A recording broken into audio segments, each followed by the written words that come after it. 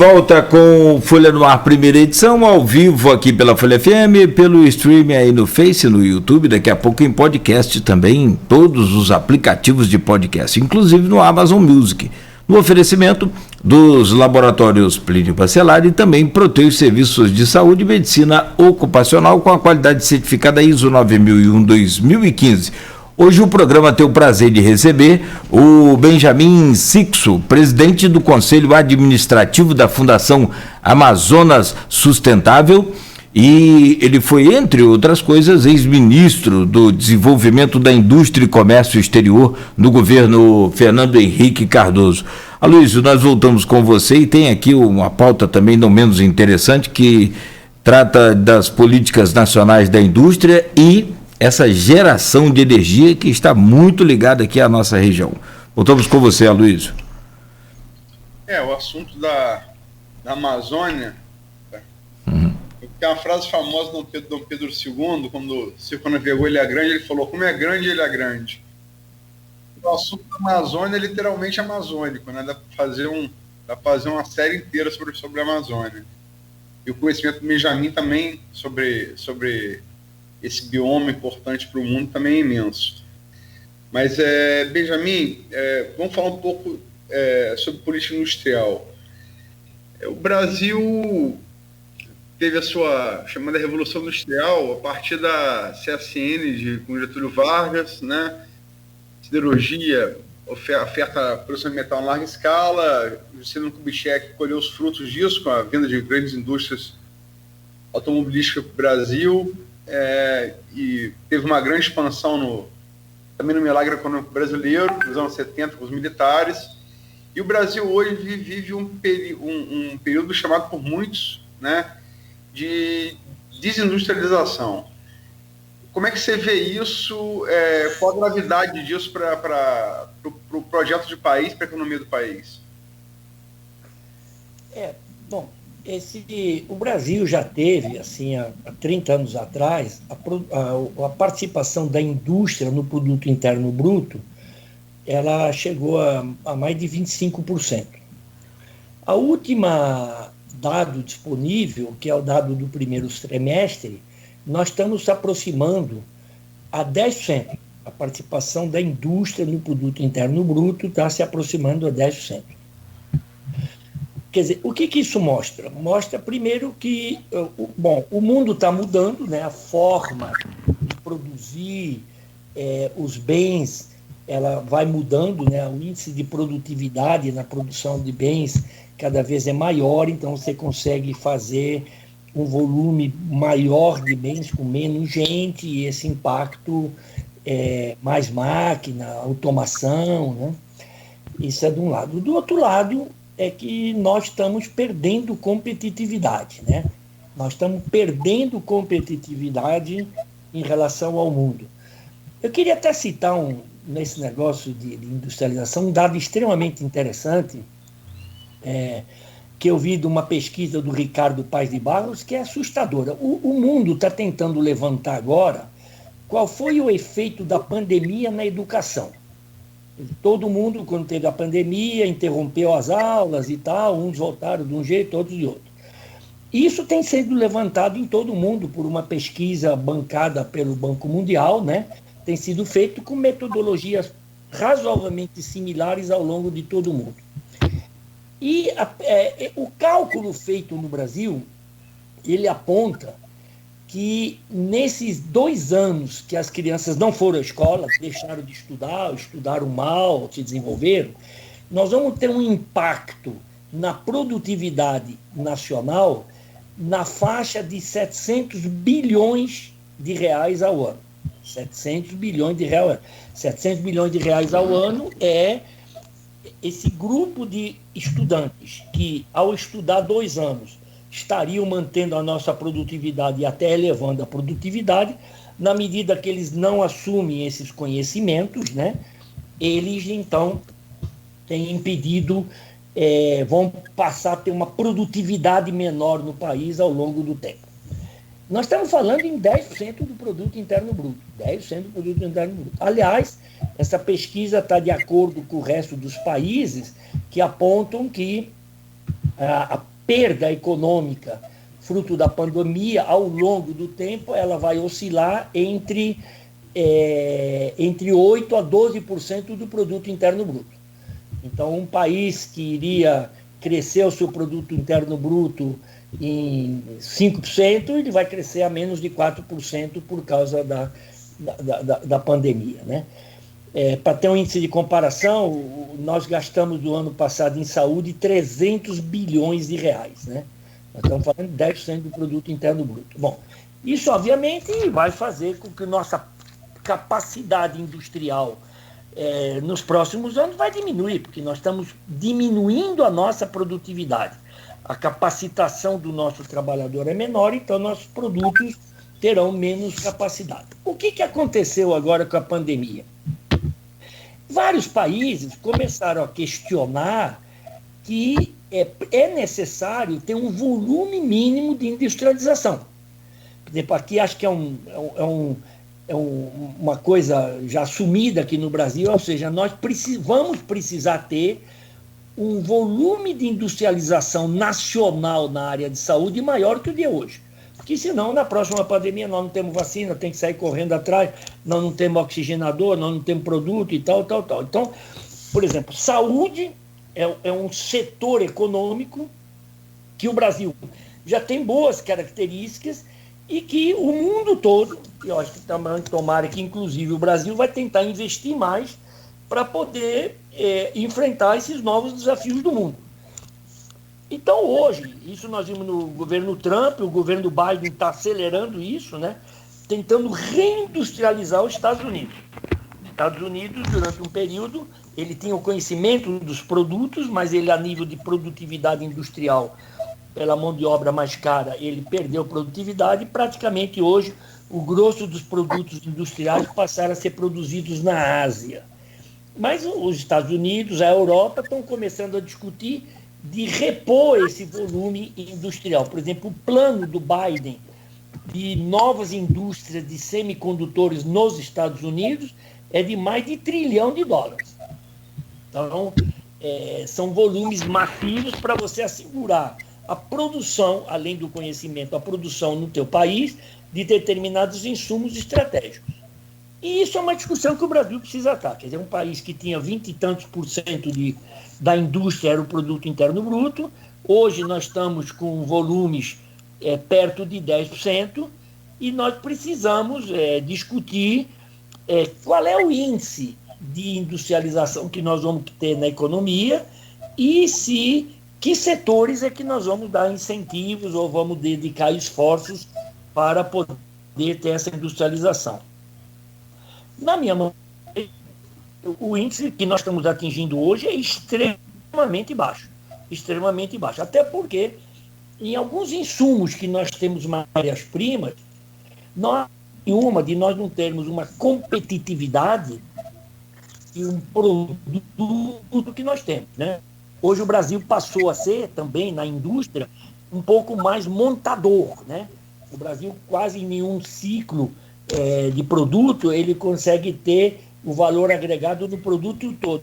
Hoje nós somos montadores, nós trazemos os insumos, as subpartes da Ásia e acabamos fazendo a montagem. Mas essa disponibilidade de matérias-primas e disponibilidade ambiental que nós temos, podendo produzir energia barata, né? Podendo produzir, aproveitar essas matérias-primas, como, por exemplo, o minério de ferro-aço, não há nenhuma razão para o Brasil não ser altamente competitivo na indústria de aço, né? Para exportação, porque nós temos o minério e nós temos as condições ambientais que nos produzem os insumos, a produção disso daí. Então, eu acho que nós estamos atingindo um índice extremamente baixo de industrialização, uma industrialização que não segue toda a cadeia de um produto, e vamos precisar rediscutir isso. Na saúde já está começando a rediscussão, e não há dúvida, a saúde brasileira, nós temos um volume de indústrias que o Brasil ainda conseguiu manter, ligados um pouco à química fina, ligados um pouco à produção de gases e tal. Ribeirão Preto tem um setor bastante desenvolvido nisso. Tem várias cidades, até Campos, que tem uma medicina bastante intensa, e algumas universidades desenvolveram um produto que tem que ser incentivados, né?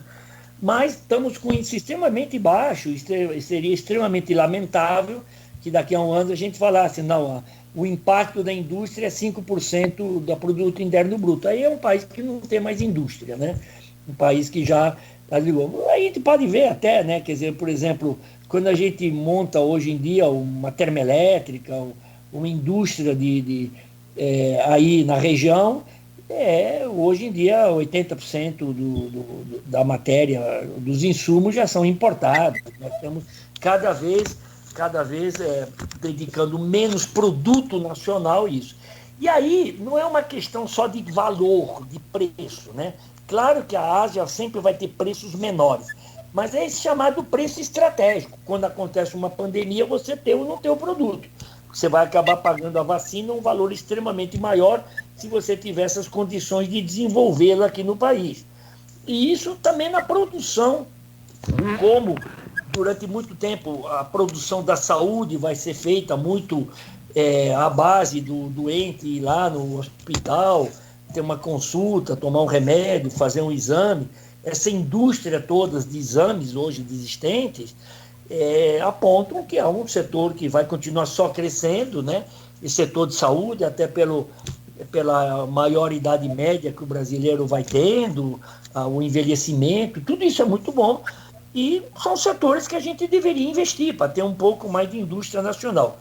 Hoje, esse índice de 10% atingido no primeiro trimestre é extremamente perigoso para a gente ser um país dependente totalmente do mundo e, a partir daí, ter que comprar os produtos que o mundo produz a valores extremamente altos. Tem uma pergunta também aqui, Benjamin, do grupo de WhatsApp do Alonso Barbosa, e é justamente sobre essa questão de crescimento, desenvolvimento. Benjamin, como o senhor vê o desenvolvimento do Brasil a médio e longo prazo, visando o crescimento justamente das empresas e indústrias brasileiras, com talvez uma nova política tributária para alcançarmos um possível pódio econômico global? Uma pergunta muito interessante. Eu vejo que a primeira coisa, nós precisamos alinhar o Brasil para o futuro, né? O futuro vai ser um futuro de uma economia cada vez mais descarbonizada, né? Uma economia menos dependente das produções que levam a uma produção dependente extremamente grande do carbono. Esse é o rumo que o mundo vai, né? Claro que o Brasil, que atingiu agora, nesses últimos anos, uma exploração de gás extremamente significativa, não vai deixar de usá-lo, né? Quer dizer, nós não vamos fazer aqui no Brasil, agora, nesse instante, a discussão, como está tendo na Europa, de não ter mais furos de novos poços de petróleo e gás. Isso aqui pode ser discutido mais na frente. Mas, sem dúvida nenhuma, nós temos que discutir imediatamente que nós temos que ter uma produção de energia elétrica sem usar o carvão. Não é mais possível nós continuarmos com incentivos a carvão. Então, o que nós temos que ver é qual é o rumo que o mundo está tomando, inclusive o Brasil, qual é esse rumo, que é um rumo cada vez mais da ciência, da tecnologia, né? Nós temos que investir maciçamente na ciência e na tecnologia, ver essa nova forma de alimentar. Ontem eu estava vendo uma pesquisa que aponta que daqui a 40 anos nós só vamos consumir o volume de proteínas que hoje a gente consome per capita, na forma da proteína que a gente come hoje, que é praticamente a do animal direto, a carne e tal, só na faixa de 30%. Quer dizer, os outros 70% das nossas necessidades proteicas, que nós vamos continuar nos abastecendo, virá de produtos novos, produtos que não existem hoje. Essas chamadas carnes verdes, carnes tecnológicas, né? Quer dizer, que é aquele negócio que é carne, tem gosto de carne, tem o sabor de carne, mas não veio de uma vaca. Foi produzido em laboratório através de junção de proteínas com outros carboidratos e tal, foi feita uma mistura que... Então, esse é o mundo que nós vai, e é para isso que nós temos que colocar a nossa direção, a nossa vela do nosso barco. É para aí que nós temos que colocar os ensinos das nossas universidades. É para aí que nós temos que apontar o nosso futuro, porque é daí que a nossa energia será diferente. A energia que o mundo vai consumir daqui a 40 anos não será nessa forma que tem hoje. Então, por exemplo, hoje a nossa matriz energética, só 10% é eólica e 2% é fotovoltaica. E o Brasil pode aumentar violentamente esses números baseados numa indústria local, né? Aliás, esse grande crescimento da indústria eólica no Brasil foi feito através de fábricas instaladas no Brasil. Hoje, 99% das pás eólicas e dos motores para produção eólica no Brasil são feitos no Brasil. Quer dizer, o Brasil conseguiu atrair essas indústrias espanhola, alemã, coreana, japonesa, americana, que hoje produzem as pás no Brasil. Hoje, a nossa produção de energia eólica, mais de 80 e tantos por cento, é de produto feito no Brasil. Isso pode ser feito na fotovoltaica, né? Hoje, esses painéis fotovoltaicos são importados, mas na medida que a gente incentive muito a produção de energia fotovoltaica, hoje todo mundo que instalou placa fotovoltaica na sua casa sabe a redução de custo da conta que você tem, né? E a independência, né? Não é só redução de custo, né? Um dia que tiver uma crise na rede, você tem energia na tua casa, né? Então, esses valores podem ser feitos através de uma indústria nacional, a indústria de alimento, essa indústria biotecnológica nacional, né? Essa indústria nova, essa produção da carne nova, do leite novo, que vai ser baseado um pedaço nos produtos que vêm dos animais, da natureza, plantios e tal, e um produto de laboratório. Então, para isso, nós precisamos nos capacitar, mudar o currículo das nossas universidades, criar laboratórios específicos, né? Por exemplo, dando um exemplo, né?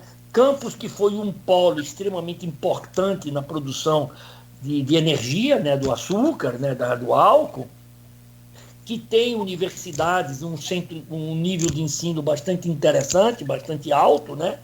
Não está tomando as providências para se situar nesse novo mundo que tem. Colocar mais matérias de biotecnologia nas suas universidades e dar incentivos à produção de laboratórios tecnológicos que façam ser desenvolvidos na região as tecnologias necessárias para a sua produção, para a sua alimentação, para o uso do ser humano, né? Então, nós temos que alinhar em Campos e no Brasil todo o país ao novo mundo que está vindo, para não ficar desconectado dele, né? Quer dizer, quando o mundo andou para a tecnologia, nós demoramos muito para enxergar nisso. Nós temos ainda, infelizmente, uma educação de baixo nível, né? Eu me lembro que há 40 anos atrás, o produto interno da Coreia era igual ao produto interno do Brasil, per capita e total, né? E de repente, hoje, a produtividade na Coreia, por quê? Porque a Coreia investiu maciçamente na educação. A Coreia, lá por 1956, 57, ainda em guerra lá com a Coreia do Norte, a Coreia do Sul fez uma lei muito interessante que fixou que o maior salário na Coreia deveria ser do professor primário. O professor do ensino primário era o maior salário do Coreia. O professor do ensino primário ganhava mais do que o ministro, do que o presidente de uma estatal, ganhava mais que todo mundo. Então, as maiores cabeças foram ser professor de ensino primário. O ensino deles evoluiu violentamente e hoje eles são um país que está extremamente ligado na tecnologia mundial, com seus produtos e tal. Mas teve regras lá no passado que levaram a isso.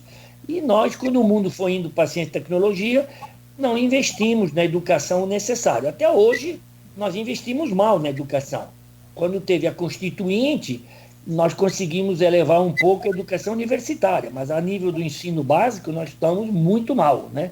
Muito mal. Porque no Brasil, o ensino básico, você veja bem, é uma coisa tão simples. Se o ensino básico é tão importante, é tão necessário e deveria ser prioridade nacional, e nós não vamos melhorar enquanto não melhorar a qualidade do ensino básico, no ensino básico a gente conseguiu colocar o aluno na aula, isso é verdade. Enquanto que há 40, 50 anos atrás o índice de frequência à aula era na faixa de 60%, hoje já está mais na faixa de 95%. mas com uma qualidade extremamente baixa. E nós não temos ainda um Ministério da Educação Básica, né?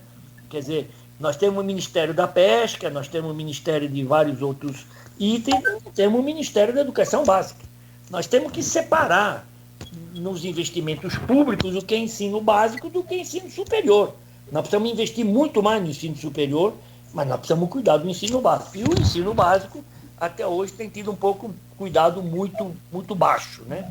Então, é extremamente interessante estudar para onde vai o mundo e começar a alinhar o Brasil com as medidas necessárias para daqui a 20, 30 anos nós temos alinhado nesse novo mundo descarbonizado que tem com uma indústria um pouco mais pujante que a que nós temos hoje. Benjamin, você citou aí umas 2, 3 vezes na resposta à pergunta do Alonso, em geração de energia. A gente hoje está vivendo, você foi ministro do governo Fernando Henrique Cardoso e ficou marcado no seu segundo governo, né, por um apagão nacional, né, baixou Brasil, a matriz energética é basicamente hidrelétrica, né? E baixou o nível dos rios, teve um apagão nacional, isso pesou, inclusive, talvez tenha contribuído em 2002 para a eleição de Lula. E a gente está, todos os especialistas alertam que a gente está na iminência de um novo apagão e se fala já em majoração da conta de luz elétrica para forçar uma espécie de racionamento. Como é que você vê a política de geração de indústria do governo Bolsonaro? Bom, eu no governo Fernando Henrique Cardoso, em 2001, eu participei dos comitês de crise, né? Eu era vice-ministro, né? Fiquei bastante tempo como ministro, eu participei bastante dessa discussão, né? Hoje em dia, a matriz energética brasileira, alguma coisa como 65% de recursos hídricos, né, hidráulica, nós temos uns 25% de energia termoelétrica, né, e essa termoelétrica, 80% é gás, nós temos ainda um pouquinho de carvão, diesel e tal, e a matriz eólica já chegou a 10% e a fotovoltaica a 2%, né? Bom, e realmente o Brasil daquela época para hoje investiu muito em linhas de transmissão e tal, então a situação que nós tínhamos em 2001, ela vis-à-vis os novos investimentos feitos, ela é um pouco diferenciada hoje. Nós temos uma crise, mas não da magnitude que nós temos no passado. Bom, o que eu acho que aconteceu naquela crise e o que acontece nessa crise de hoje é uma falta total de planejamento, né? Porque hoje em dia, quando você faz um planejamento das condições da natureza no futuro, você tem que levar em consideração que cada vez está tendo um volume de chuvas menor, concentrado em certos momentos, né? E isso leva se você leva isso em consideração, você tem que levar em consideração que é possível que esses reservatórios para a produção de energia elétrica diminuam sensivelmente, podendo até parar, e que isso possa diminuir a produção de energia. Mas é uma questão de planejamento, né? Não é possível que no mundo de hoje, com toda a ciência, toda a tecnologia, a gente não consiga fazer previsões do que vai acontecer com o clima nos próximos 4, 5 anos e prever que podemos ter 2 anos, 3 anos de seca e que os reservatórios diminuam. Isso é uma falta total de planejamento. Bom, o Brasil está numa fase muito interessante porque o Brasil tem razoavelmente bastante gás muito perto da costa, né?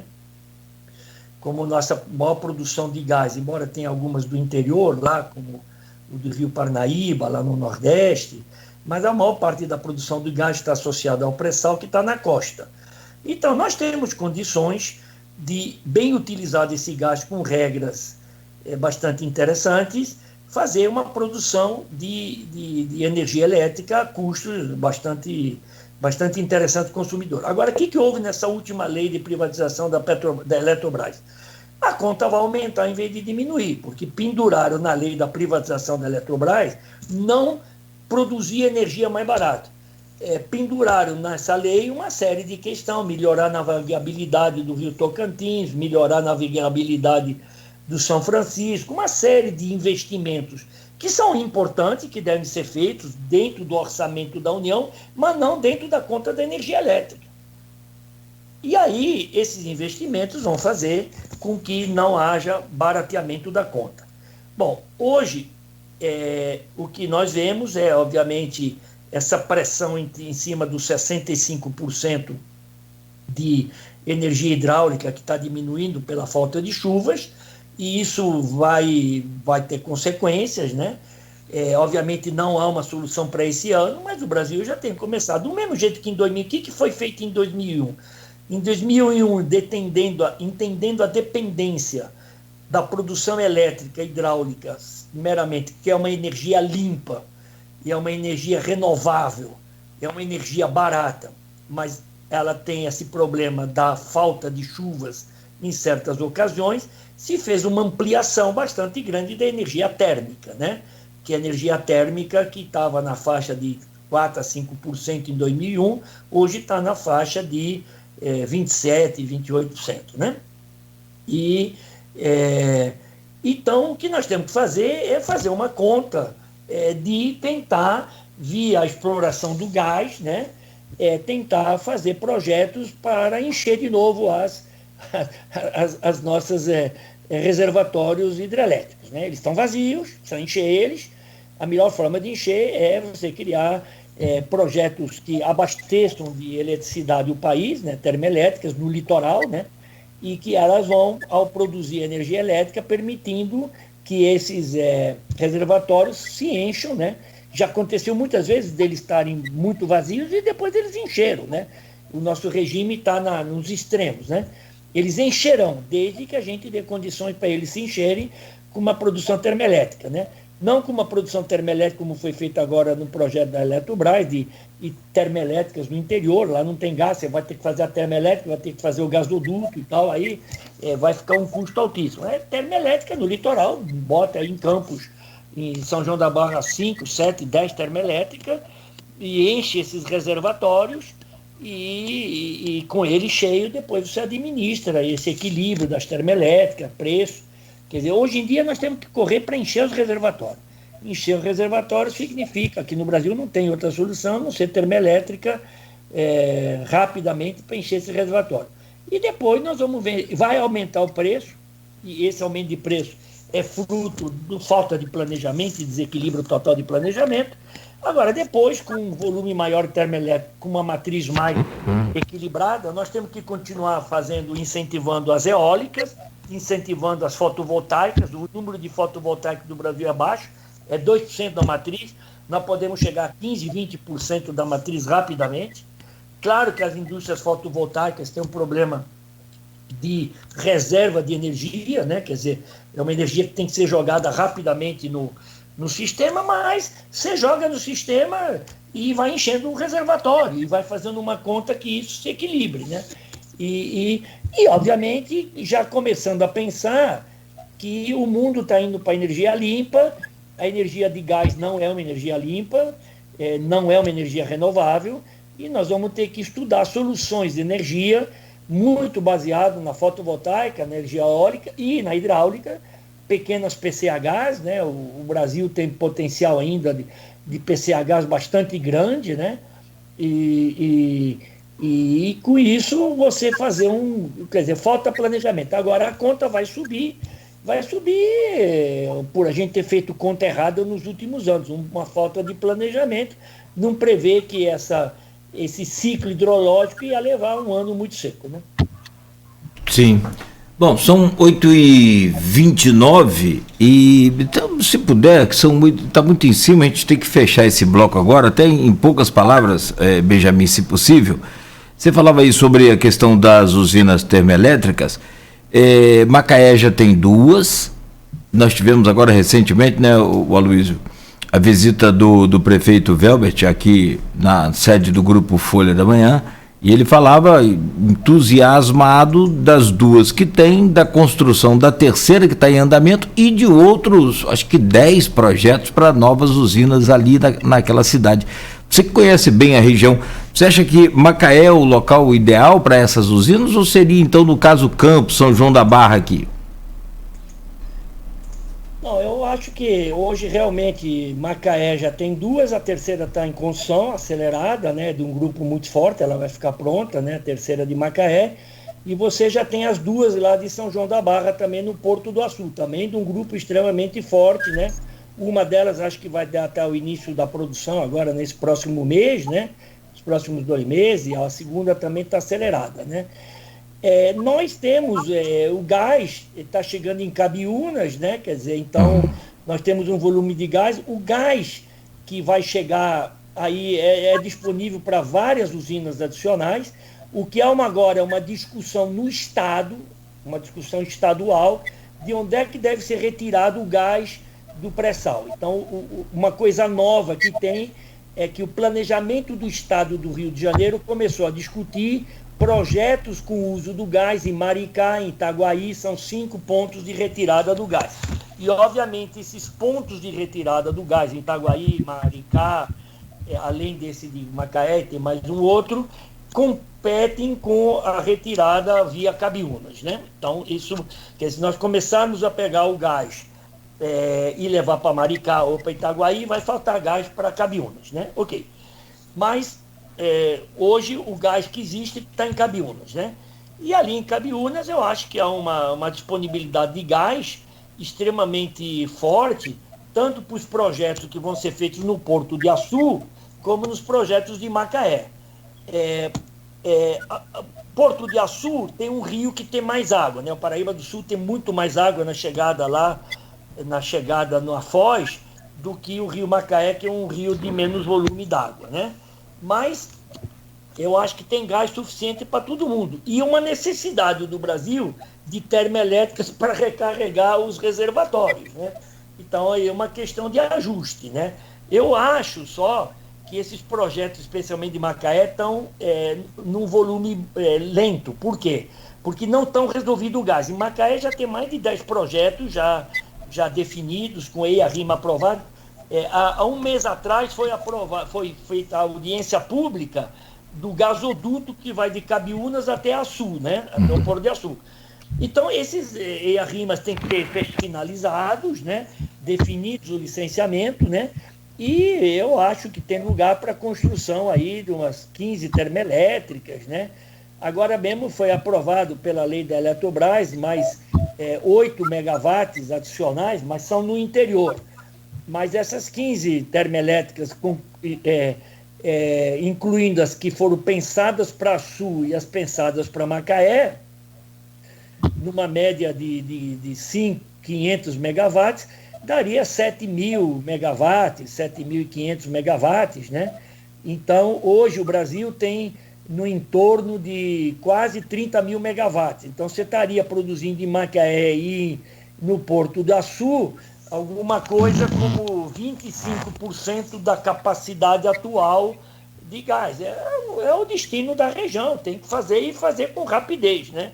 E também fazer uma pressão do Estado. Eu acho que aí o município de Campos e o município de Macaé tem que fazer uma pressão no Estado para o Estado priorizar o gás em Cabiúnas, em Macaé e Campos, e parar com a ideia de Itaguaí, de Maricá, que são cidades que têm já um outro grau de desenvolvimento e um outro grau de potencial.